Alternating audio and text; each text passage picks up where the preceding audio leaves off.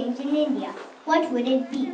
Speaking of this topic, the first thing that comes to my mind is corruption. During my last visit to India, when I was riding with my parents on our motorcycle, a traffic police stopped my dad for not wearing a helmet.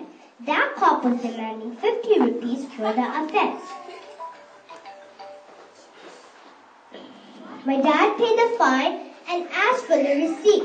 Then the cop started asking for more paperwork. Then my dad remembered if he showed his U.S. driving license, the fine would be dollars instead of rupees, but still without the receipt. So we just left the place. Talking about taxi cabs, the driver always demands more on top of what the meter shows. If you ask him why, he will talk about inflation. Without money, nothing moves in government sectors. A couple of years back, my grandfather passed away when he was visiting here. So we took my grandmother back to India and changed all the properties and utilities ownership in her name. They didn't accept the U.S. death certificate. They were looking for all the reasons to delay the process and to make more money out of it. Oh God, it was a nightmare for my mom to settle things right. Like Ms. Renu mentioned once, it took a few days to set up a school like Genius Kids here in the US. But do you know what it takes to set up something similar to this in India?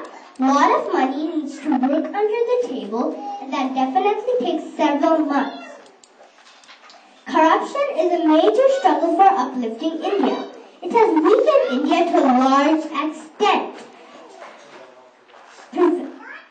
It has been built into our system right from the top level politicians all the way to the office boy. Prevention of Corruption Act defines corruption as misuse of public office for private gains. The law should be amended to address the impact of corruption like inflation, real estate prices.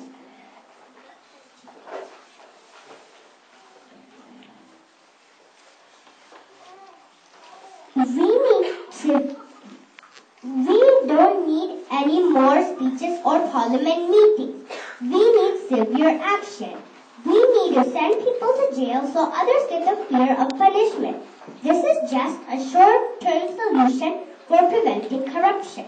But the long-term solution to eradicate corruption is Sanatana Dharma, the eternal law that sustains, upholds, and preserves. We should teach and practice the self-discipline which lives in our ancient values like yoga, Vedas, etc. Nowadays, people are serious about it, and I hope it continues to improve. Thus, one fine day, we could win war against corruption. Jai Hind.